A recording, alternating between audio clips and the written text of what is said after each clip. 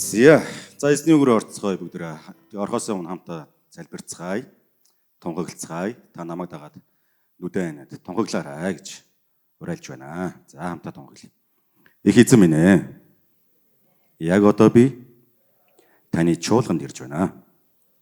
Таны амьд үг, таны үнэн үг надад илчлэгдэх болтугай. Тийхүү намайг өөрчлөх болтугай. Есүсийн нэрээр. Амен. Амен. За бүгдээ номлогчийн үгс номыг нээ. Хэрвээ танд стандарт монгол орчуулгын аппликейшн байгаа бол Смого нэгээд номлогчийн үгс номын 9-р бүлгийг нээе. За ариун бичээсийн Библийг заасан Библийг нээжээрэй. За 9-р бүлгийн 13-аас 10-р бүлгийн 4-р ишлэл хүртэл би та бүхэнд уншчихъя. За энд ингэж байна. Нарт хорвоод намайг гайхшруулсан мэрэгэн ухааныг би үзлээ. Цөөхөн хүнтэй жижигхэн хот байваа. Гэтэл хүчрхэг хаан ирж бүслэн аваад өндөр далан босголоо. Тэр хотод ядуу боловч мэрэгэн нэг хүн байсан бөгөөд тэр хүн мэрэгэн ухаанаараа хотыг аврав. Гэвч тэр хүнийг хинч дурсан сансангүй. Тэгээд би мэрэгэн ухаан хүч чадлаас давуу боловч хүмүүс ядуу хүний мэрэгэн ухааныг үл хэрэгсэж үгийг нь үл тоодог юм байна гэж мэдэв. Монголчуудын дунд хашгичих захирагчийн дуунаас мэрэгдийн намуухан яриг сонсхон дээр мэрэгэн ухаан нь дайны зэр зэвсгээс илүү боловч нүгэлт ганц хүн өч төчнөөн сайныг сүйтгэх ажээ. Үхсэн ялаа үнэрт тосыг өмхөөрүүлнэ. Өчүүхэн тэнэглэл мэрэгэн ухаан алдар хөндийг дарна. Мэрэгний ухаан зөв зөвхт хөтөлж монхогийн ухаан буруу зөвхт дагуулна. Монхог хүнд замаар явж ухаан дутна. Монхог гэдгээ хүм бүрд харуулж явна. Захирагч чинь чамд хэлгэнлээ гэхэд байр сууриа орхиж явах хэрэггүй. Тайван байх нь ноцтой гимигч зайлуулдаг юм аа гэж хэлсэн. Амен. За номлогчийн үгс номноос ерөнхийдөө бид нар хамгийн их мэддэг нэг үг байгаа тий. Хоосноос хоосон гэж. Ер нь хорвоо дэлхийд байгаа бүх зүйл ер нь хоосон шүү дээ. За номлогчийн үгсийг бүтэн унших юм бол ер нь их сэтгэлээр уннаа. Ер нь ингээл юу гэдэг тэнцээ нэг бүтэх юм баг байхгүй.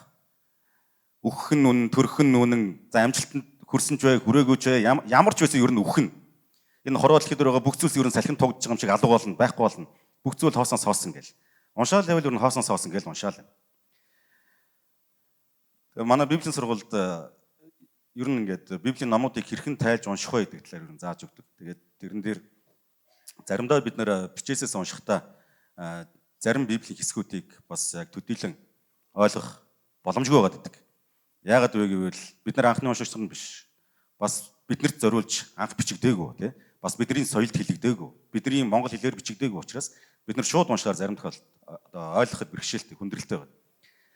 Түүнтэй адилхан номлогчийн үгсийг унших юм бол олон зүйлийг бас ойлгохгүй тийм тохиолдол гарна. Жишээлбэл энэ ч гарч байгаа хэсгээр ядуу боловч мэрэгэн ухаантай нэг хүний тухай ярьж байгаа. Тэгээд тэр мэрэгэн ухаантай хүн ер нь эцэст нь хөв тавилан юу болж байгаа нөхөр ер нь хинч тоогдохоо болоод дуусчих юм шиг харагдаж байгаа. Хэрвээ тийм юм бол бид нар яг мэрэгэн ухааныг хүсэмжлэх шаардлага байгаа мó гэдэг асуулт төрнө тийм үү? Номлогчийн үгс яг бүхэлдээ яг юу хэлдэг вэ гэвэл энэ яг юугаар бол Смодер бол гүн ухаантны үг шүү дээ. Гүн ухаантан гэдэг ном. Гүн ухаантан. Тэгээ гүн ухаантан энэ одоо номыг бичсэн тэрхүү хүн амьдралын олон зүйлсийг ажиглаж хараад ер нь маш олон зүйлс төр залуучуудад зориулж, залуу хүмүүстээ зориулж, хойч үедээ зориулж, ер нь мэрэгэн ухаан гэж яг юу юм бэ гэдэг талаар зааж одоо зөвлөж үлдээсэн ба. Тэгээ эцсийн дүндээ мэрэгэн ухаан гэдэг яг юу юм бэ гэж. Тэгээд энэхүү бичээч маань өөрөө юг онцлоод байгаа гэхээр зөв ба буруу, зөвхт ба буруут хүн, хорон ба хорон биш хүн, ядуу ба баян хүн, монхог ба мэрэгэн хүн гэд маш олон ингээд тохиолдлууд ингээд харьцуулаад эцэстээ аль нь ч байсан үхэх юм байна гэдэг. Эцэстээ аль нь ч байсан үхэх юм байна. Энэ бол хорвоогийн зам юм байна. Хорвоогийн үнэн юм байна. Гэхдээ амьдралд тохиолдож байгаа энэ хүний амьдралд тохиолдож байгаа энэ ойлгошгүй, ойлгомжгүй тэдгэр бүх зүйлсийг нэг зүйлээр давж гарах юм байна гэж. Тэр нь юу юм бэ гэвэл мэрэгэн ухаан гэж хэлсэн. Тэгэхээр бидний амьдралд ингээд яг яагаад байгааг нь мэддэхгүй тийм олон үйл явдал тохиолддог шүү дээ тийм үү? Бид нар ч одоо ингээд хорвоогийн тоосыг хөдөлгөөд явж байхдаа юу стил нүүр тулав үстэй тий. олон зүйлийг үзэж байгаа зү. Миний амьдралд нэг одоо нэг хөгжилтэй гэмээр нэг жижигхэн нэг тийм хизээч мартахгүй нэг 3 бүтлгүүтэл байдаг байхгүй. Яг мэдээж олон бүтлгүүтэл байгаа л да. Тэрний дундаас ер нь хөгжилтэй. Жохон байхдаа би ингээд дөнгөж дугуй унц сурчаад за тухайд ч ингээд 6 хараад дөнгөж орж ирсэн. Тэгээд дөнгөж дугуй унц сурчаад тэгээд ингээд зөвхөн ингээд баруун тишэл эргэж чаддаг гэсэн байхгүй. Ингээд цэцэрлэг дотор унахаар ингээд зөвхөн ингээд баруун тал руу л ингээд тойрч ундаг. Зүүн тиш ерөөсөө явж чаддгүй, зүүн эргэж чаддгүй. Ягаад ч мэдгүй баланс муутай байсан маш. Тэгээ баруун тишэл эргэдэг гэсэн. Тэгээ хүүхдийн дугуй унч одоо унч гуйж унчаад тэгээд сурчаад тэгээ өөрийн гэсэн ер нь дугуйтай болохыг шийдээд тэгээ дугуйтай болох нэг төлөвлөгөө боловсруулсан. За тэгэл дугуйтай болох мөнгөтэй болохын тулд ингээ янз бүрийн юм гээд одоо нэг хүүхдээс нэг кассет аваад тэрийг өөр газар авчаал нэг зараад тэрийг буцаж авчаал дахиад нэг өөр юм аваад тэргээл өөр хүүхдээр жоох ингээл дундаас нь ингээл ашигын нэмэл явсаар гал сүулдэ нэг кама гэдэг дугуй авдаг байхгүй өөртөө кама. Тэгээ миний унж сурсан дугуй болохоор нэг юм том тэгээ ерөөсөө ингээд одоо араан л хөдөлдөг тий ингээд нэлийн том дугуйс. Тэгээд тэр кама гэдэг одоо манай үеийнхэн бол мэдэндээ кама ч ингээд дундуура ихвдэг тий юм хомоочтой салгангуудаа ингээд нугларангууд ингээд ихвчдэг жижигхэн дугуй байхгүй. Жижигхэн дугуй. Тэгээ өрүүл нь бас юм хомоочтой юм тэгээтэй таглангуудаа ингээд дарчгаар ингээд таглагдаг. Тэгээ өрүүлээ ингээд суулж аваад ингээд жижигхэн болоод ингээд барай авчдаг байхгүй. Тэгээ тийм дугуйтай болчоод тэгээ зүгээр л унаад байсан. Зүгээр л унаадсан жижигхэн авсаарх ингээд унаадсан. Тэгээ ингээд хаашаа ч явсан ингээд дугуйгаа унаал явсан. Тэгсэн чинь нэг өдөр ингээд яг манайх чинь хойноос 32-оос наашаа ингээд Дэнжин мянган руу уруудах гэдэг 57 дугаар сургуулийн тэргээр ингээд замын тэргээр ингээд явж. Тэгээ нөгөө хүүхдүүд чинь ингээд дугуй манайхаа уртлын дугуй ингээд өргөөл ингээд лаг ингээд мод болол ингээд яваад чинь уртлын дугуйгаа өргөөл хоёрд дугуун дээр ингээд явж байгаа. Тэрийг дөөрэх гал зам дээр ингээд пак гэж өргөсөн чинь өрөөл нь молт өсрээд тэгээ унахтаа ингээд нөгөө годор төмөр дээр ингээд унцдаг байхгүй. Тэгээд гайхаад яач вэ энэ ч одоо ямар сони юм бэ юу болчих вэ гэсэн чинь нөгөө өрөөл нь ийм нөгөө хомоочтой гэдгийг нь мэдэхгүй. Тэрийг ерөөс анзааргүй байгаа байхгүй. Тэр ингээд тэг ингээд таглаад түгжих ёстой. Тэрийг ингээд түгжээгүй сайхан яваадсан байгаа. Тэгээ яг өргөнгөд нөгөө өрөөл нь нөгөө түгжид тэгээ хамтдаа мултаж гарч ирээд тэгээд унахтаа нөгөө өрөөлний чи юм гоцор нөгөө болт гэдэг чинь тэрэн дээр ингээд гизээр ингээд тэгээ тэр ерөөсө мартагддаг байхгүй. Тэгээ ер нь ингээд би ингээд өөртөө ингээд их тохиолдолд ер нь ингээд бат итгэлтэй. Өөрийнхөө бодож байгаа зүйлийг ер нь ингээд бат итгэлтэй. Одоо энэ бол яг зөв гэж бодсон бол зөв л гэдэг байхгүй гэж боддог. Гэтэ дандаа тэр нь бас зөв байдаггүй. Бас бүтлгүүддэг. Тэгэл тэр удаа чи яг л тийм болсон баг. Яг өргөхөд л молторно гэж ерөөсөө ингэ бодохгүй өргөх юм бол би чигээрээ явчнаа л гэж бодоод өөртөө итгэл тэр чигээр явсан. Тэгэл унсан. Тэгээ дараа нь жоохон том болоод 18 хүрээд машин барь сурсан. За яг 18-аас өмнө л машин барь сурсан л та. Тэгээ жолооны курс мөр суугаал. Тэгээ манай эгч нар ер нь за энэ нөхөрт ер нь нэг машин авч өгье эсвэл те одоо жолооны нөхөртөө болгоод машин авч өгөхгүй бол энэ хулгай дэлхийгээр машин унтж яваад хэрэг төгд холбогдох нь гэдэг. Тэгээ нэг санаатай хоёрт болсон. За манай үеийнхэн бас л мэдж байгаа. За залуучууд бол мэдгүй санаатай хоёрт. Санаатай хоёр механик те. Механик машин. Тэгэл ер нь ингээл зүгээр л унаад л идэг гэсэн юм. Зүгээр л машин ямар ч машин ингээл унаал яваад байдаг. Тэгсэн чи яагаад ч юм нэг өдөр ингээд яг модны хоёрын доороос ингээд дэше өгсөөл 3 дугаар нэгнээр ингээл дахиад явчихсан чи барах гэж унтарчдаг байхгүй. Ямар сони юм бэ гээл. Тэгэл ингээл үзээлэл. Ерөөсөө асаад байгаа. Тэгэл араандаа ингээл явах гэхээр явж өгдөг. Тэгээ ерөөсөө явж тэнцээ баг би 30 минут болсон. Тэгэл асаагаал асарчдаг асаагаал урагшаа араандаа ингээл явангууд тар гэж унтраа. Юу болчихвоо гэл тэр үчиг утас мутс байхгүй шүү дээ. Шууд уцаар яриад нөгөө асуух юм байхгүй. Гайхаад бүр болтгоо. Ямар сони юм бэ? Амьдралтаа юм тохиолж би ч одоо тэг ингээд зөндөөл машин унц зөндөөл ингээд дахиж явдаг гэсэн. Ямар санд нэг жолооны курст ороод манай жолооны агш хийжсэн баг. За сүх очир суу гэж шууд нэг ихний өдөр шууд жолоон дээр суугаад би барихгүй шүү дээ гэж барина гэж хэлээ штэ чи гэж шууд тавтирхаараа гоёроо заагаад манай нэг эгчнээс ахснараас сонссон баг. Тэгээ ер нь маш аягүй сайн барьдаг. Тэгээ тэрэндээ би ер нь машин сайн барьдаг гэдэгтээ бат итгэлтэй. Унтрах ёсгүй. Тэгээ бидний нөгөө ирчүүд бидний дунд нөгөө механик машин барьж байгаа хэрвээ одоо унтраах юм бол ер нь жоохон ингээ те онгоо олдог байхгүй. Онгоо олдог. Тэгсэн чи би тэнцэг тэр зам дээр 30 минут унтраасан. Йоо ингээл үзээлэл. Тэгээ сүүлд нэг жоохон амьсгаа аваад юу болсон гэл ботсон чинь зүгээр гурвлуугаа л хийгээдсэн байгаа. 3 дугаар харуулга. 1-р харуулга биш 3 дугаар харуулга хийчихэл хаац консо зөрүүлээд өгч хөнгө гараанд ирчих шууд унтраад байгаа юм чи. Тэгээ 30 минут үз. Тэрийг сүулт ойлгосон. Йоо, тэгээд ганцаараа байсан учраас тэгээд өөрийгөө шоолох хэцүү, намайг хүн харсан болов гэж бодох хэцүү. Тухайн үе чинь төгжрөл байгаагүй те. Ер нь ингээл маш айгүй хавар байсан. Тэгээд тэр түүх ерөөсөө ингээд одоо санаас гардаггүй байхгүй. Тэгээд ер нь ингээд би өөртөө ингээд дэндүү ихтгэлтэй байх үедээ заримдаа ингээд дэндүү онгоонд ордог тийм үед байгаа байхгүй. Тэгэл явж байгаа л дараа нь нөгөө 20 дэд нэг Швейцарт очиод яг хүний нутагт мэдээж ингээл бусад айлын аавын хүүхдүүдтэй адилхан ингээл тэ амьдралаа залгуулчих гал ингээл явцсан. Тэгсэн ч гэсэн ингээл өөртөө нөгөө ихтэлтэй байдал юус яг дотор байгаад байгаа юм. юу ч хийсэн ингээл итгэлтэй. Зүгээр ингээл хүн амьтанс ингээл ажил гуугаал те ингээд цагийн ажил хайгаал ингээд явж байгаа ч гэсэн ингээл итгэлтэй чигээрэл яваад байгаа байхгүй. Тэгсэн чинь ингээд нэг юм одоо юу өвс төгчлөдөг тийм одоо цэвэрлэгээний компанид би орохгүй юу, цагийн ажилтнаар орохгүй. Тэгээд цагийн ажилтнаар ороод за юу хийх үгээс за чи одоо ингээд хідүүлээ байна айлд очино. Ийм эдлэнтэй айлууд очоо тэгээд гадаа нөгөө өвсийг ингээд хадна. Тэгээд тэгшлэн гээл. Тэг ингээ харахаар ингээ манаа зүгээр ингээд нөгөө ачуурт эрг мэрэгдэр урцсан байгаа шиг тийм л өвснүүд байгаа байхгүй. Тэгээ тэрийг одоо юуг нь хаддсан болоо гэж бодмоор. Тэнгүүд л ороод 7 хоног болго ингээ хаддаг. Тэгэл за энийг энэ нэг нөгөө өвсний машин ингэж асаагаад ингэж урагшаа яваад ингээд тэгээд явж бензин дуусвал бензин хийгээд ингээ явж шүү. Тэгэл яваал хийсэн. Нилээд явсан. Хэд хэд удаа яваал өөр айлд очоод ингээл яваад. Тэгээ нэг айлд очоод өвсөө хатгсан чинь нэг игнээ яваал буцаад явсан чинь ерөөс явж өгдөг. Йоо. Тэгэл зүтгүүлэл байгаа нөгөө нэг санаатаа хоёр ч шиг юм зүтгүүлэл. Сүүлдээ нөгөө нэг баг нөгөө өвс хаддаг машин баг л машин боллоо дээрээс нөгөө утаа саагаал. Тэгээ бүр гайхаад энэ удаа яач вэ гэд тэр чигээр нь тэгээд зүтгүүлсээр байгаа тэр нэг хашааг нь ингээд өвсийг ингээд хадаал тэгээд доотлын ингээд сөхөж аваад гараараа орвол уг нь тэгдэг байхгүй. Доотлын ингээд сөхөж байгаа юм гараараа ингээд өвс юусаа авдаггүй байхгүй. Хизээч тийм болдоггүй байхгүй. Тийм заван болдоггүй. Зүгээр өвс нь ингээд хадагдаал доороо үлдээл явдаг. Эсвэл арагшаага нөгөө өвснийхөө нөгөө бункерлог ингээд ороо авчдаг.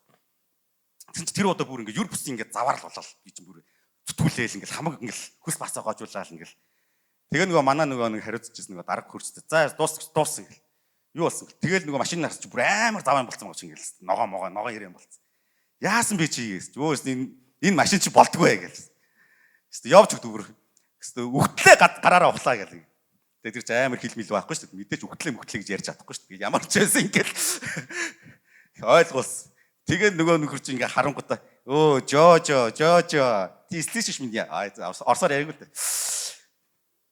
Яасан бэ гэж тэр эрийг нь тааруулаг байгаа байхгүй. Тэр чи ингээ 6 эртээ. Тэгээд би бол хараад нөгөө өмнө дандаа л юм намхан өвсөн дээр л яваад исэн юм байна л та. Тэнгүүд нөгөө намхан өвснийхөө эрен дээр тааруулсан яваадсан.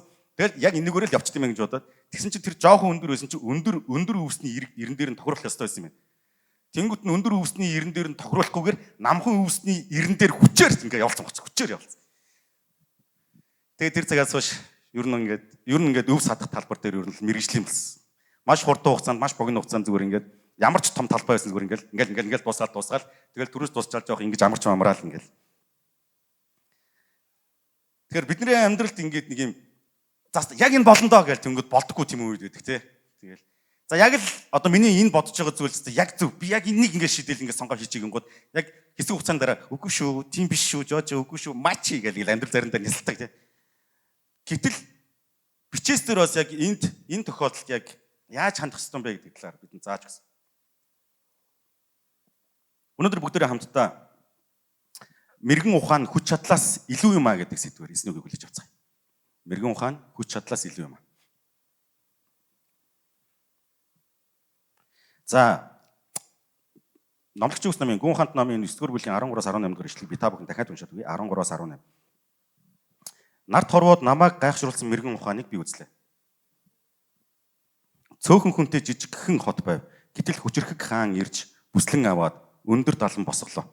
Тэр хотод ядуу боловч мэрэгэн нэг хүн байсан бөгөөд тэр хүн мэрэгэн ухаанаараа хотыг аврав. Гэвч тэр хүнийг хинч дурсан сансангүй. Тэгээд би мэрэгэн ухаан хүч чадлаас давуу боловч хүмүүс ядуу хүний мэрэгэн ухааныг л үл хэрэгсэж үгийг нь үл тоодог юм байна гэж мэдэв. Монголчуудын дунд хашгичих захирагчийн дуунаас мэрэгдийн намуухан яриаг сонсхон дээр мэрэгэн ухаан дайны зэр зэвсгээс илүү боловч нүгэлт ганц хүн өч төчнөөн сайныг сүтгэх ажээ гэж хэлсэн. Энэ хэсгээс бүгдээрээ мэрэгэн ухаан гэдэг нь хүч чадлаас илүү гэдэг талаас эхлээд бүгдээр нь харцгаая.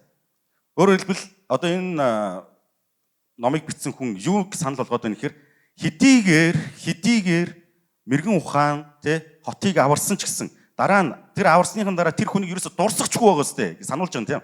Дурсахчгүй байгаа сте. Хин аварсныг одоо санахгүй байгаа сте. Түүний хэлж байгаа үгийг хүртэл тоохгүй байгаа сте. Гэхдээ гээд араас нь дахиад юу гэсэн хэрэг мэрэгэн ухаан хүч чадлаас дээр гэдэг одоо тайлбар дахиад явж байгаа. Өөрөөр хэлбэл юу вэ гэхээр Христэд итгэгч хүмүүс, Бурханд итгэж байгаа хүмүүс бидний дотор одоо биежих ёстой, бас төлөвшөх ёстой нэг зан чанар бол энэ бол Бурханы мэрэгэн ухаан. Би хэрхэн хүч чадалтай болох вэ гэхээс илүүтэйгээр би хэрхэн одоо мундаг нэгэн болох вэ гэхээс илүүтэйгээр Бурханы мэрэгэн ухаанд би хэрхэн өсөх вэ гэдэг зан чанарт сурлах хэрэгтэй бол. Өөрөөр хэлбэл номлогчийн үгс бүхэлдээ юу яриад байна гэхээр амьдралд маш олон ойлгомжгүй зүйл тохиолдно. Амьдралд маш их хоосноос хоосон зүйл тохиолдно. Хүн наран доор хөлсөө туслуулаад үхэн үхтлээ эд баялаг хураадагч гэсэн эцсийн дүнд үхэх цагт тэр эд баялаг нь хоосноос хоосон болно гэж хэлсэн. Бид нар юуны төлөө амьдарч байгаа юм? Бид нар энэ хорвоодлыг дээр юуны төлөө амьдарч байгаа? Эдхийн төлөө амьдарч байгаа юм уу? Өмсгийн төлөө амьдарч байгаа юм уу? Эсвэл эд материалыг илүү аривжуулахын төлөө амьдарч байгаа юм уу? Тэгээд яах юм? Олон зүйлтэй болоод яах юм? Илүү гоё машин унлаа тэгээ яах юм? Илүү том байртай боллоо тэгээ яах юм? Дараа нь яах юм? Тэгэл бид нар үхэх шүү дээ. Энд ер нь үхэхгүй мөнх амьдрах хүн байна уу? Байхгүй шүү дээ. Үхэн. Тэр номлогчийн үс юу ярьж байгаа гэхээр энэ хүний хүн энэ хорвоодлын дээр амьдарч байхдаа хүний хөөцөлдөг тэр бүх зүйлс бол ойлгомжгүй бөгөөд хоосноос хоосон юм аа гэж хэлсэн. Тийм учраас энэ амьдралд тохиолдож байгаа энэ маш олон ойлгомжгүй зүйлсийг давж гарахын тулд Бурхны мэрэгэн ухаан бол хамгийн сайн арга замаа гэж зааж өгч байгаа. Амен. Тэгэхээр эндээс бүгдээрээ хамгийн эхлээд Бурхны мэрэгэн ухааныг олж авахыг хичээдэг нэгэн байхыг зорьцгоё.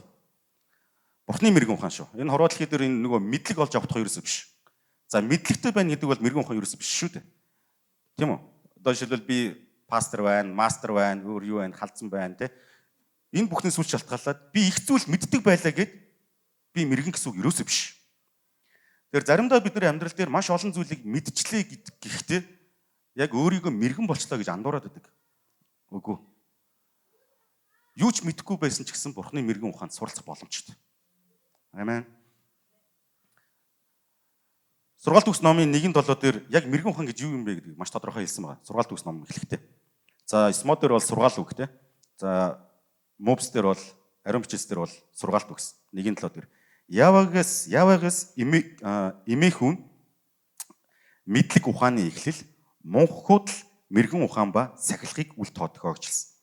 Яг мэрэгэн ухаан гэж юу юм бэ гэвэл яваагаас эмээх явдал. Түүнээс биш те маш их зүйлийг мэдэх нь мэрэгэн ухаан ерөөс биш гэж хэлж байгаа. Библи өөрөө нэг хэлсэн. Тэр яваагаас имэж амьдрна гэдэг өөрөө бидний энэ амьдрал тохиолдож байгаа энэ ойлгомжгүй олон зүйлсийг давж гарах хамгийн чухал арга зам.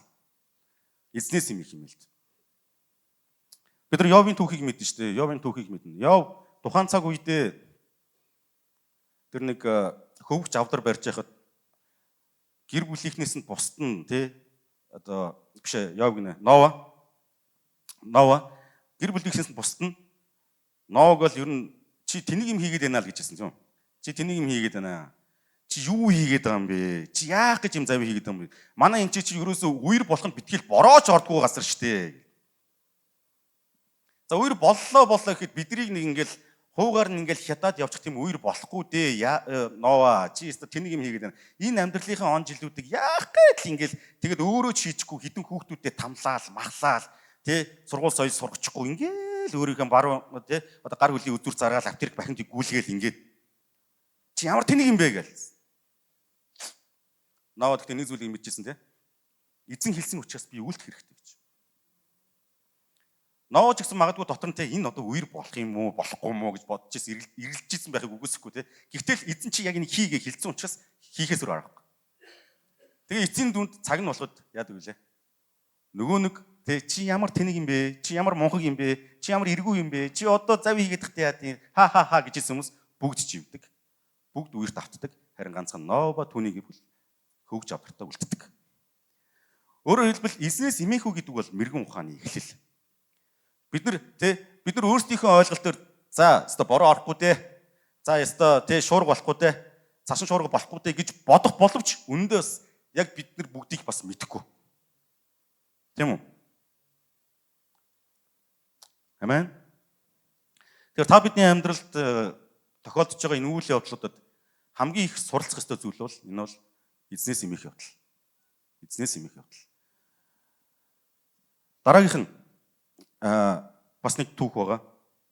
Эзэн Иесус Христийн хэлсэн үг байна. Матай номын 7-р бүлгийн 24-өөс 27. За би нэг уншаад гэнэ. Тимд эдгээр үгийг минь сонсоод үүний дагуу үйлдэгч хүмүүр хадан дээр байшингаа барьсан ухаалаг эртээ зүүрлэгдэнэ. Бороо асгаж, үер буун, салхи салхилж байшинг нүцсэн боловч нурсангүй. Учир нь байшин хадан дээр суурлагдсан байва. Эдгээр үгийг минь сонсоод үүний дагуу үйлддэггүй хүн нь элсэн дээр байшингаа барьсан мунхаг эртээ зүйрлэгдэнэ. Бороо асгаж, үер бун салхилж байшинг нүдсэнд байшин нурва. Эвдрэл нь асар их байлаа гэж. За энэ чинь эзэн Есүс Христ маш тодорхой хэлсэн тийм. Ер нь хэн мэргийн юм бэ гэвэл хадан дээр байшингаа барьж байгаа юм бол мэргэн. Мунхаг хүн хин юм бэ гэвэл элсэн дээр байшин барьж байгаа хүн. Элсэн дээр байшин барихад бол амархан тийм үү? Дорн бариач шүү дээ. Дорн бариач. Гэхдээ шуурга үер болох үед тэр байшин байхгүй болно гэж. Үүнтэй адилхан мэрэгэн хүн гэдэг бол хадан дээр байшин барьж байгаатай адилхан эзний үгийг сахидаг хүн байна гэж хэлсэн. Эзний үгийг сахидаг хүн. Тэр өнөөдөр бид нар амьдрал тохиолдож байгаа олон зүйлс төр зөв үү буруу юу гэж маш олон зүйлс төр асууж байгаа зү. Маш олон зүйлс төр ингэх үү, тэгэх үү, ийм удаа юу, тийм удаа юу, ингэж явах уу, тэгж явах уу, сурах уу, ажиллах уу, гадаад явах уу, дотооддоо сурах уу, хүнтэй суух уу, болох уу, бат уу, дорж уу, цэцэх үү, дулам уу, яг аль нь вэ гэл ингээл айгүй олон ингээл асуулт юм ингээл зөв үү, буруу юу гэж ирж байгаа зү. Зээл тавих уу, болох уу? Энэ бүхэнд бидэнд хэрвээ та мэрэгэн танд санаа хэрэгтэй бол танд мэрэгэн ухаарл, мэрэгэн зөвлөнд, мэрэгэн гарц хэрэгтэй бол эзний үгийг сахих гэж хэлсэн. Амен. Эзний үгийг сахих. Эзний үгийг сахиж амьдрна гэдэг нь бидний амьдралын суурийг бат болгодгоо гэж хэлж байгаа. Бат болгодог. Амьдрал тохиолж байгаа тэр шуурга зогсохгүй. Мэдээж одоо дандаа шуурна, дандаа ирнэ. Бид нар заримдаа ингээд жоох өрөөсгөл байлгадаг тийм. Христэд итгэнгүүд сүмд явангууд амьдрал шууд жигдэрчнэ гэж боддог. Үгүй. Тийм болохгүй. Амьдралын үйл явдлууд болдгороо л болно. Бид нар гачигдсан хിവэрээл байна. Бид нар дутагдсан хിവэрээл байна. Бид нар өрөө дарсан хിവэрээл байна. Бид нар ханаа төрсэн хിവэрээл байна. Би сая өчтөр ханаа төрчих урчтар. Тэгээ жоохон гоншаад. Пастор хүн ханаа төрчих болно шүү дээ. Хоолоо нүвдэж болно шүү дээ. Халуурч болно шүү дээ. Амьдрал тохиолдог зүйл тохиолдгоор л болно шүү дээ. Харин энэ дунд би ямар сонголт хийх вэ гэдэг чинь би эзэнт хэр их итгэж найдаж байгаа гэдгийг шалтгаалж байна. Амен. Заримдаа ингээд хүмүүс Есүст итгэл, Есүст залбирал бүр ингээд сүмд нь ингээд өргөл өргөчих юм бол амьдрал зэгсэрчнэ гэж өрөөсгөл ойлгодог. Тийм юм болдоггүй гэдгийг бид нэр туршлагаараа мэдэн штэ. Туршлагаараа. Харин амьдрал болж байгаа үйл явдлуудад, амьдрал тохиолдож байгаа түүхүүдэд те. За сайн дэрэн чарган гайг байх. Саар муу, хар бараан те тэр түүхүүдэд би хэрхэн энэ бие сэтгэлээ, энэ сэтгэл зүгээ, энэ бодол санаагаа те эрүүл чигээр нь авч үлдэх вэ гэдэг чинь цэвэр бурхантай харилцаан шалтгаалж байгаа. Амен. Тэгээ бурханд ингээд мянга те бүр ингээд хинээс ч илүү итгэдэг байлаа гэд эсвэл хинээс ч илүү Библийг сурцсан байлаа гэд Библийг бүр цээжилсэн байлаа гэд эсвэл мундаг те одоо өглөө болгон үүрийн залбирал хийдэг байлаа гэд тэр хүний амьдралд юу ч тохиолдохгүй гэсэн үг ерөөсөө биш шүү дээ. Биш шүү дээ. Яа гоё яриад байгаа юм. Тэгэхээр хэрвээ бид нэр ингээд Библи уншаад байгаа мөртлөө, залбираад байгаа мөртлөө эсвэл маш олон зүйлийг мэдээд байгаа мөртлөө яг амьдралд асуудал тохиолдох үед тэр удаад бид нэр Бурхны тал шийдвэр гаргахгүй байгаад бол миний нөгөө хийгээд байгаа тэр бүх зүйл хоосон. Хоосон байна.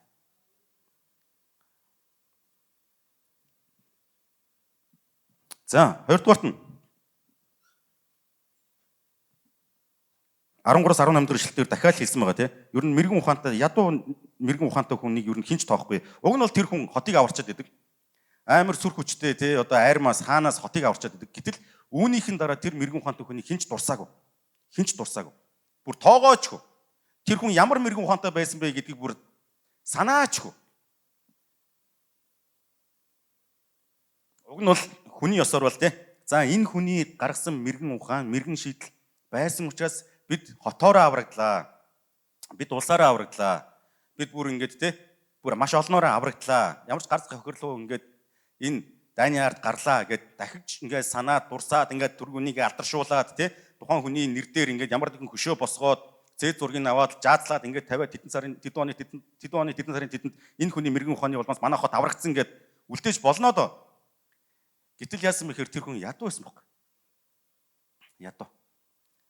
За бид нар номлогчийн үгсээс харах юм бол ер нь баян хийгээд ядуу хүний ялгаатай байдал, шудраг хийгээд шудраг бус хүмүүсийн ялгаатай байдал маш их уншина. Яг амьдрал дээр шудраг бус хүмүүс хэрхэн шудраг хүмүүсээс илүү тэ олон зүйлийг хүртэж амьдраад байгаа гэдэг тухай номлогч маш тодорхой хэлсэн байдаг. Яг үүний нэгэн адил. Тэр хүн мэрэгэн байсан ч гэсэн ядуу байсан учраас тэр хүний үгийг хинч сонсоогүй гэж. Тэр хүний дахиж дараа нь сонсоогүй байхгүй. Дараа нь тоогоогүй. Тэгэхээр энэчээс бид нар юу сурах юм бэ гэхээр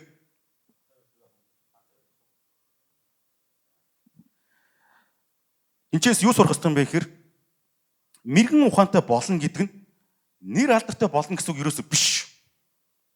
Бид нар Бурхны мэрэгэн ухааныг хайж, Бурхны мэрэгэн ухаанд суралцахыг хүсэж байгаа гэдэг нь бусдаар хүлээн зөвшөөрөгдөн гэсэн үг биш.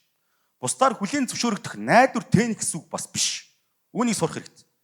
Бид нар болохоор нэг юм яг ингэж нэг юм барьцтай юм хүсээд байдаг байхгүй. За би ингэж Библи сурж байгаа, би ингэж итгэж болоо, төлөвшөөд архинаас гарч байгаа, тамхинаас гарч байгаа, ийм юмнаас болж байгаа, амьдралаа сайжруулж байгаа, шудрагуус байсан юм шудраг болгож байгаа, ингэ явж байгаа. Тэгээ амьдралаа ингэ Бурхны үгээр зэгсэж гэж орлож байгаа. Тэнгүүд хүмүүс намайг хараад мэдэх ёстой.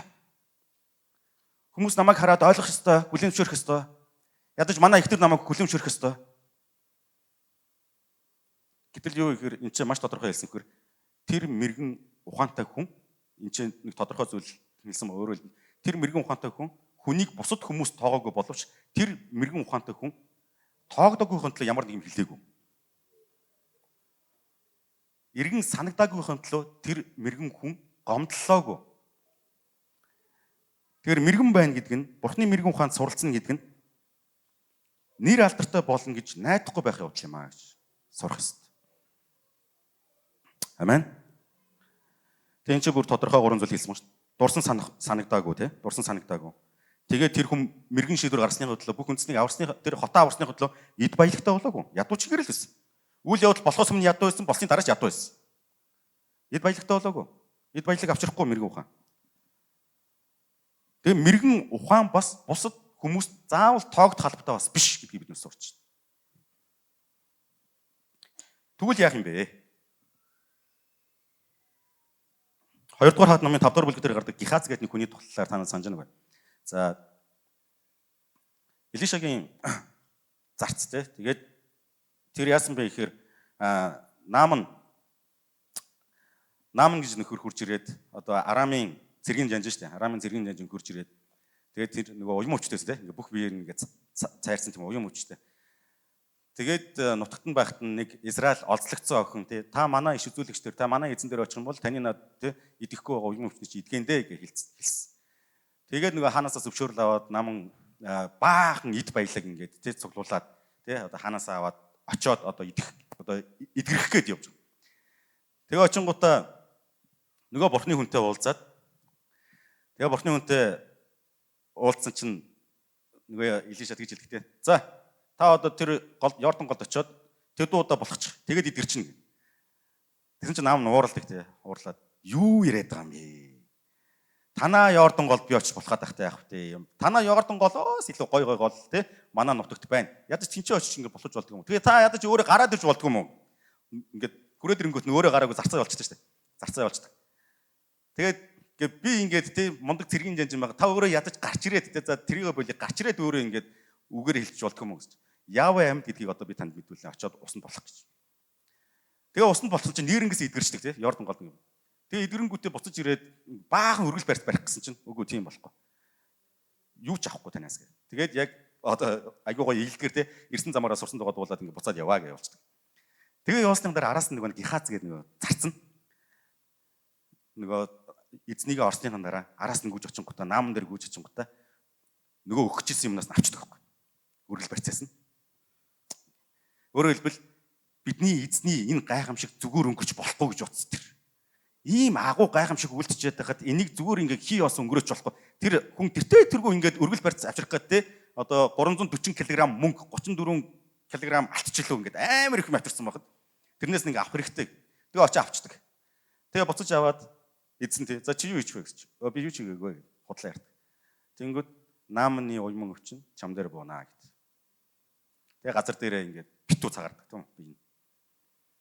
Тэгэхээр өөрөөр хэлбэл Библи биднийг юунд ятгадаггүй гэвэл мэрэгэн байсныхаа төлөө, ухаалаг байсныхаа төлөө, бурханлаг байсныхаа төлөө заавал нэр алдрын төлөө хөөцөлдөх ёсгүй гэдгийг зааж өгдөг. Бид нар зөв шийдвэр гаргаж болно. Бид нар бусдаас илүү ухаалаг байж болно. Бид нар шудраг байж болно. Бид нар зөв байж болно. Бид нар Бурхны мэрэгэн ухаанаар бид нар бусдаас арай илүү холыг хардаг байж болно. За тийм байлаа гэдэг нь би гэдэг хүн энэ бодголынхаа хувьд зүх очир гэдэг хүн заавал алдарших ёстой гэсэн үг ерөөсөө биш. Тийм байсныхаа төлөө заавал эд баялагтай болно гэсэн үг ерөөсөө биш. Тэгэх юм бол одоо бид нар чинь нэг лам болох гэж байна. Лам нартай адилхан яг адилхан болох гэдэг байна. Айл там жи бонаал. Би бол нэлийн төхнөө. Толгоол төхөн, хоолоо бол төхөн. Библи бидний бурхан бидний тийм байгаасаа гэж хүсдэггүй. Тийм үү? Тэгэхээр өнөөдөр өнөөдөр таны амьдралд ямар нэгэн гарц гаргалаа хэрэгтэй бол, зөв шийдэл хэрэгтэй бол, ухаарлаг хэрэгтэй бол бид хаана очих ёстой гэвэл эзний үг рүү очих ёстой. Эзний үг рүү очих ёстой. Эзний үгэнд биднийг тайтгаруулах тайтгарал байгаа. Биднийг урамшуулах урам зориг байгаа. Биднийг босгох тэр итгэл найдварууд байгаа. Эзний үгэнд бас биднийг зэмлэх зэмлэлүүд байгаа. Өөрийгөө олж харах тэр толь байгаа эзний үгэн дотор. Тэгэхээр мэрэгэн ухаан биднийг нэр алдартай болохгүй, эд баялагтай болохгүй гэсэн хэдий ч Библи биднийг мэрэгэн байгаарай гэж ятгадаг. Марк номын 10 дугаар бүлэг дээр бас нэгэн түүх гардаг. Эзэн Есүс Христийн хоёр шав Зебедийн хүү хэм блэ? Яков Йохо хоёр. Яадаг блэ? Тэр хоёр Есүс дээр очингуудаа амар гуйлахгүй гэхдээ тэгээ бүр ингэж гэсэн.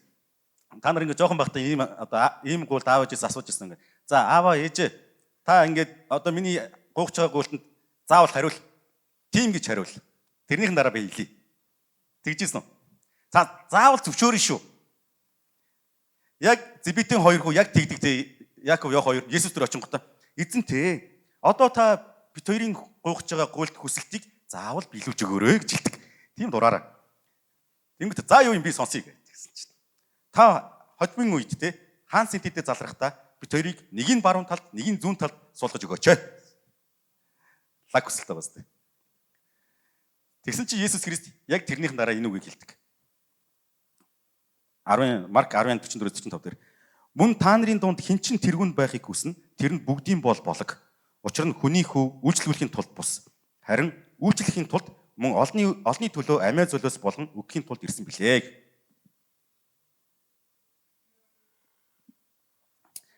Эзэн Есүс Христ өөрөө бидэнд үлгэрлэж байна. Юу үлгэрж байна гэхээр эзэн Есүс Христ зүгээр сул дорой учраас хүний төлөө, олны төлөө амиа өгөөгүй. Тэр харин ч төгс хүчтэй, яруу алдартай, гимгүү ариун атлаа тэр бүх хүн төрлөختний төлөө өөрийгөө боол болгосон. Өөрийгөө золиослсон. Тэгээд тэнцээс хүний хүү үйлчлүүлэхийн тулд бус, үйлчлэхийн төлөө ирсэн. Үүнний нэгэн адилаар хэн ихэнд байхыг хүснэ, тэр адагт байна гэж хэлж байна. Энэ бол Библийн зарчим. Өнөөдөр номлогчийн номын бидэнд зааж байгаа тэр мэрэгэн ухаан бол алдаршдаг мэрэгэн ухаан биш. Харин даруусдаг мэрэгэн ухаан. Тэгээд тэр мэрэгэн ухаан ингээд хав дараад байдаггүй те. Хав дараал за болио эдгээр намайг ерөөс тоохгүй юм чинь. Би юу ч хийсэн адилхан. Намайг юу гэж хийсэн энэ хүмүүс тоодгүй гэд хав дараагүй. Тэр хүн тэр хотыг аварсан байхгүй. Бусдын төлөөд үйлчилсэн. Гэтэ түүнийхээ араас тэр ерөөсөө юу ч хүсээгүй. Тэгэхээр бурханлаг мэрэгэн ухаан бол яг ингэж анжилдаг. Тэр өнөөдөр та өөрийнхөө амьдралын талбарууд дээр гэр бүл дээрээ ажил, сургууль, найз нөхөд өөр юу гэдэг. Тэр бүх талбарууд дээр чуулган дотор те Бурханаас та мэрэгэн ухааны хүсэмжлээрээ тэр бол эзнээс эмээх үгээс эхэлж байгаа. Эзний үгэн дээр сурлахаас эхэлж байгаа. Тэгээд танд өгөгдөж байгаа тэр мэрэгэн ухааныхаа дагуу та бусдад үйлчлээрэй. Танд өгөгдөж байгаа тэр одоо юу вэ? Потенциал байна, чадварууд байна. Бас сайн чанарууд байна. Тэдгээр зүйлсээрээ та хүмүүст үйлчлээрэй. Хүмүүсийг те ингэж одоо бити бодорой гэсэн. За энэ хүмүүст үйлчлсэн ч адилхан, үйлчлээгүй ч адилхан гэж бити бодорой. Бидний эзэн Христ хизээч тэгж биднийг ялгаагүй. Амен. Энэ үгийг сонсохоор олон хүмүүс ингэ гунигэлдэн шүү дээ. Би өгөн сүмд ингэ аягүй гоё үйлчлэх явах гэж ирсэн юм. Сүмд ирэл ингэ сэтгэлээ удлаад гоё онгоогоол гоё болох гэж ирсэн юм. Сүмд ирэл нэг амьдралаа нэг арай нэг гайг болгочих гал ирсэн юм. Тэгсэн чи үйлчил гэдэг юм. Энэ бол бидний эзэн Есүс Христийн бидэнд үлдээсэн үлгэр загвар. Эзэн Есүс Христ хизээч өөрөө ийм зүйл хийгээгүй байж биднээс ийм зүйл шаарддаг байна. Тэгэхээр Бурхны мэрэгэн ухаан бол нэр алдрын төлөө биш, харин бусдад үйлчлэхийн төлөө ажилдаг мэрэгэн ухаан байх нэ. Тэгэхээр мэрэгэн ухаантай байна гэдэг нь өөрөө сэтгэл хангалуун байдал. Бурханаас өгөгдсөн тэр мэрэгэн ухаан надад байна гэдэг нь, Бурханаас эмээхүү байна гэдэг нь тэр өөрөө сэтгэл хангалуун байдал гэхгүй. Эзний нэгүсэл дотор талархалтайгаар би сэтгэл хангалуун байдал дотор амьдрнаа гэсэн.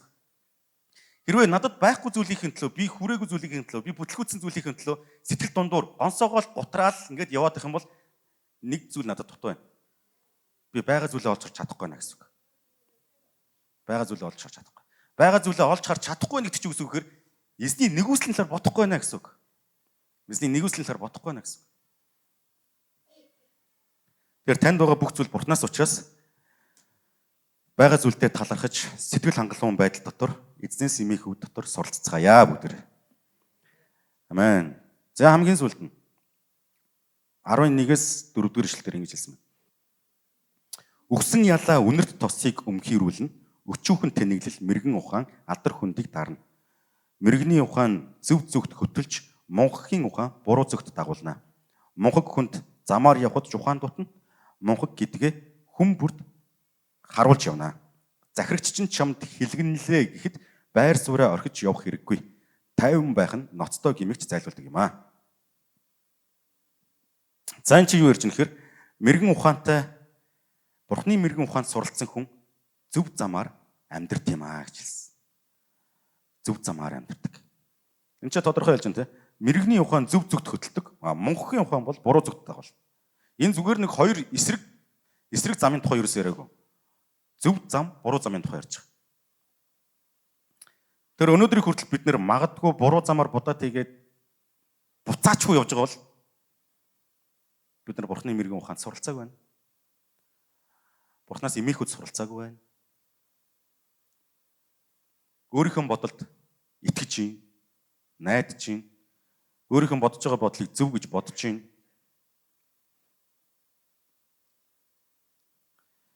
Эзэн биднийг буруу чигээрээ, гимтэй чигээрээ, мунхаг чигээрээ амьдраасаа гэж хүсдэг бурхан юусоо биш. Эзэн биднийг нэгүүлсэн гэдэг нь эзний нэгүсэл дотор бид нар гим нүгэл дотроо даварна гэсэн үг юусоо бас биш. Эзний нэгүсэлд талархна гэдэг нь, эзний нэгүсэлд баярлна гэдэг нь өнөөдрийг хүртэл хийсэн гим нүглийг маань хэвээр нүдэн анаа цайруулсан бурхан ямар гоё юм бэ гэж баярлах тухай ерөөсөө биш. Харин ирээдүйд, эх өдрүүдэд, эх он жилүүдэд өчтөрийн биегээс, өнөөдрийн биегээс, маргаашийн бие илүү дээр байхын төлөө эзэндээ итгэж, эзнийг дагаж амьдрах тухай юм аа гэж. Энэ ч маш тодорхой хэлсэн. Үгсэн ялаа үнэрт тоцыг өмхийрүүлнэ. Ганцхан ялаа штэ. Ганцхан ялаа. Тэр гоё англин үнэртэй тосыг юу ч биш болгоно гэж хэлсэн. Үүнтэй адилхан мунхаг байдал хүний амьдралыг сүрүүлнэ. Эзнээс эмээхгүй байгаа байдал хүний амьдралыг сүрүүлнэ. Хүний амьдралыг сүрүүлэхдээ бүр нэр алдрыг нь байхгүй болгоно гэж хэлсэн. Нэрийг нь гутаана гэж.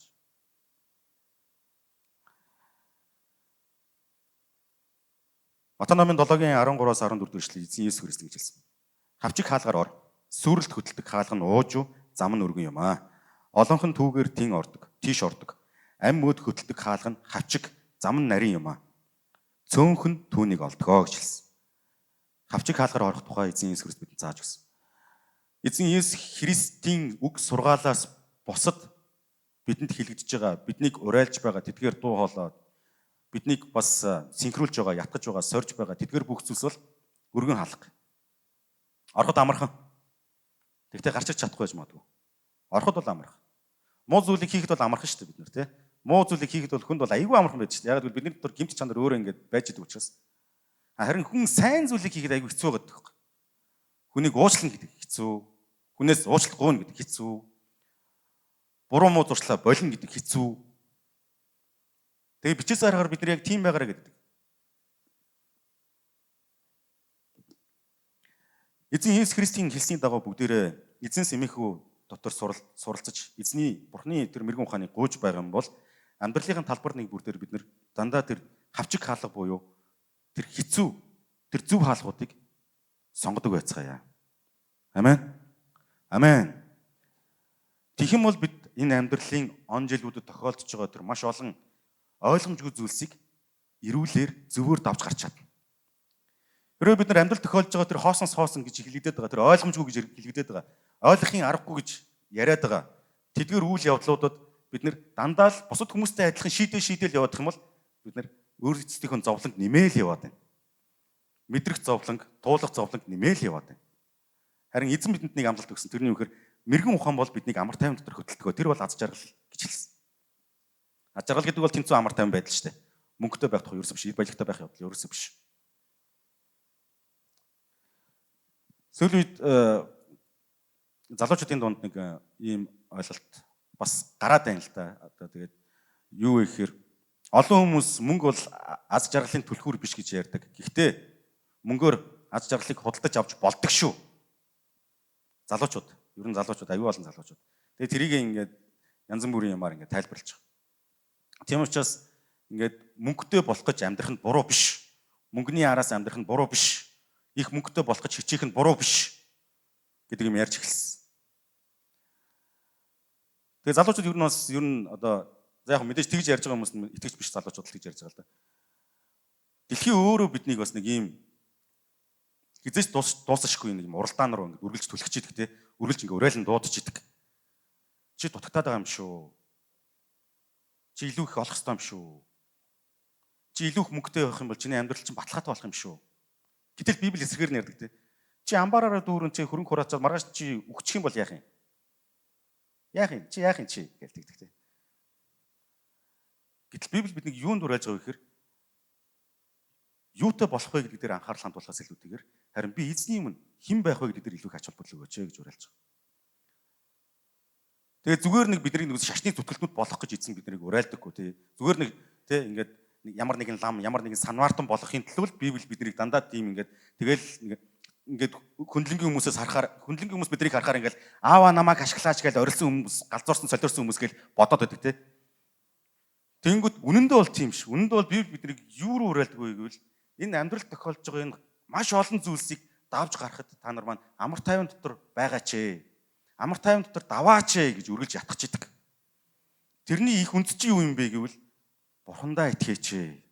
Бурхантайгаа холбогдооч ээ. Бурхныхөө өмнө ирдэг байгаач ээ. Тэр өндөр бүгд хамтдаа эснээс мэрэгэн ухааны гуйцгаая. Мэрэгэн ухааны гуйцгаая. Эзнээс ирэх тэр мэрэгэн ухаан бол хүч чадлаас илүү. Хүч чадал байхгүй мэрэгэн ухаан бол мэрэгэн ухаан хэвээр үлдэнэ. Мэрэгэн ухаан байхгүй хүч чадал бол юу ч хамтаа судлаасаа босцгоё бүгд. Би тань дахиад хэлье. Хэрвээ таны амьдралд ямар нэгэн гарц гаргалгаа хэрэгтэй бол ямар нэгэн асуултанд хариулт хэрэгтэй бол эзнээс мэрэгэн ухаан гуйгаарай. Мэрэгэн ухаан бол эд баялагаас илүү эрхэмдээд хүч чадлаас илүү эрхэм. Тэгээ хамгийн сүүлд нь чи ингэж хэлсэн. Мэрэгэн ухаан биднийг зөв замаар алхуулаад зогсохгүй биднийг бас төвчээр сургадаг гэж хэлж байгаа. Захирагч чинь чамд хилгэнлээ гэхэд байр сууриа орхиж явах хэрэггүй. Тайван байх нь ноцтой гимигт зайлуулдаг гэж хэлсэн. Өөрөөр хэлбэл зугтах хэрэггүй гэж хэлсэн. Амьдралын асуудлаас битээ зугт. Харин эзний хүч чадал, эзний мэрэгэн ухаанаар даваад гараа гэж. Тэвч. Цаг нь болохоор бид нар хураана. Цаг нь болохоор бид нар хүртэх ёстойгоо хүртэнэ. Харин бид нар шантарч өөрсдийнхөө ойлголтод түшгэлж, ухарч, няцаж, айж, хулчих ёсгүй. Яг л эзэн бидэнтэй хамт байна. Зөв замаар алхаж байгаагийнхын төлөө битгийч. Оргуу хаосоос орчлын ертөнцийг бүтээсэн цорын ганц амьд бурханд итгэж байгаа. Түүний хүү Есүсийн нэрэнд итгэж байгаагаас битгийч. Харин хүний гараар бүтээсэн шар баримлт мөргөж байгаа тэдгэр хүмүүсийн өмнөөс санаа зов. Тийм хүмүүсээр бити бахарах. Тэр хүмүүсийн өмнө харин бахархалтайгаар өөрийнхөө итгэлийг тунхагл. Танаа бурхан бол баримл, манаа бурхан бол бүтээгч. Би сүүлийн үед зориг орж байгаа. Яагаад итгэж хүмүүс бид нэрээ ичиж амьдрах хэрэгтэй юм бэ? Яагаад аава намайг ашиглаач гэж бид нар лүү дарж байгаа хүмүүсийн өмнө зөрүүлээд тийм би ч гэсэн аава намайг ашиглаач гэж залбирдаг гэж хэлж чадахгүй байгаа юм бэ? Бид нар ааваараа хэрэглүүлэх хэрэгтэй. Бид нар бол бүтээгч аавын хүүхдүүд. Бүтээгч бурхны хүүхдүүд. Итгэлийн дайчид. Итгэлийн нуугдагч нар биш шүү дээ бид нар. Итгэлээ далдагч нар бас биш. Тийм учраас бидэнд мэрэгэн ухаан хэрэгтэй. Эзний мэрэгэн ухаан хэрэгтэй. Амен. Амен. Хамтаа эзний нэрээр гуйцгаая. Та яг одоо эзний нэрээр өөрийнхөө төлөө гуйгаарай. Хин нэгэн хүнийг өөрчлөхийн төлөө битгий гуйгаарай. Харин та өөрийгөө өөрчлөхийн төлөө гуйгаарай. Эзний үгээр, эзний мэрэгэн ухаанаар өөрчлөхийн төлөө эзэн сайг одоо гуйгаарай.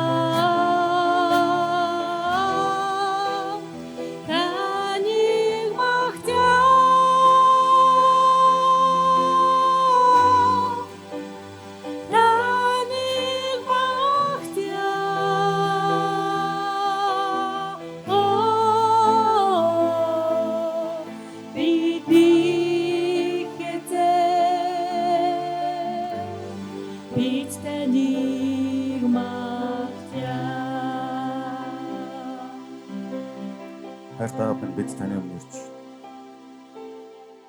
бидний сонгож, биднийг дуудаж, өөрийн хаанчлал, өөрийн ард түмний төлөө та биднийг энэ газар зогсоож байгаад баярлалаа. Эзэн танд итгэсэн итгэлийн амьдрал маань зөвхөн миний тухай биш гэдгийг та бидэнд дахин ойлгож өгөөч. Зөвхөн миний амьдралын дэвжин дээшлэх, хүчин цэцгэлэх тухай ерөөсөө биш гэдгийг та бидэнд ухааруулж өгөөч. Харин танд итгэсэн итгэл маань бусдын төлөө хэрэглэгддэг байх болтугай. Танаас ирэх мэрэгэн ухаан бидний амьдралыг өөрчлөх болтугай. Танаас ирэх мэрэгэн ухаан биднийг төвчээртэй болгох болтугай. Амьдралын асуудлыг давж гарах таны үг бидэнд өгөгддөг байх болтугай эзэн. Бид үнэхээр Бурхан таны мэрэгэн ухаанд суралцмаар байна. Таны бичээсийн мэрэгэн ухаанд суралцмаар байна. Таны бидэнд айлдаж буй үгсээр бид өөрсдийнхөө амьдралын байшин хатан суур дээр барьдаг баймаар байна. Бид бусад хүмүүстэй адилхан эд баялагын араас хөөцөлдсөн амьдралаар амьдарч дуусмааргүй байна. Бид бусад хүмүүстэй адилхан эрх мэдлийн араас хөөцөлдөж, эрх мэдлийн төлөө тэмцэлтэж, шунаж амьдралаа үрмээргүй байна. Бусад хүмүүст өөрийгөө хэн бэ гэдгийг батлахын төлөө бүх зүйлээ зориулдаг хүчээ шавхдаг нэгэн баймааргүй байна. Харин танаар хэрэглэгдэж, танаар ашиглагдаж, таны хүмүүсийн төлөө таны нэрийг алдаршуулсан амьдралаар амьдардаг нэгэн баймаар байна. Та биднийг төлөвшүүлж, та биднийг өөрчлөх болтугай эзэн. Бид өнөөдрийг хүртэл бид олон асуудлыг өөрийнхөө арга замаар шийдэж байсан бол та биднийг уучлаарай. Бидний үзэл бодол, бидний амьдралын хамгийн чухал зүйл гэж бид итгэж байсан бол та биднийг уучлаарай. Харин бидний амьдралыг мань хөдөлгөгч хүч нь таны үг байх болтугай эзэн. Энэ газар таны өмнө ирээд таны үг сургаалаас сурч байгаа, сонсож байгаа хүүхэднийг бүрээ та өрөөх болтугай эзэн. Амьдралынхаа өдөр хоногудад эзэн та өрөөн сахиж, эзэн та өөрийн хүсэл тааллын дагуу өөрчлөн шинжлэх болтугай.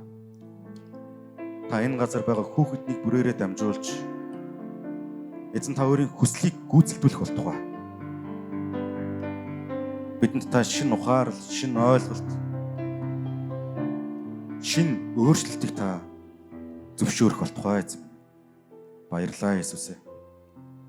Өнөөдөр бидэнд тунхагласан таны үгийн төлөө, таны үнэнний төлөө танд баярлалаа. Би яг одоо таныг эзний ерөөлөөр ерөөж өгье. Та ерөөлийг хүлээн аваарай. Их эзэн таныг хамгаалж ерөөх болтугай. Их эзэн таны дээр өөрийн нүрийг гэрэлтүүлж танд өршөөнгүй хандах болтугай. Их эзний тусламж таны дээр байж танд амар тайвныг өгөх болтугай. Эцэг, хүү, ариун сүнсний нэрээр гуйн залбирлаа. Амен. Амен.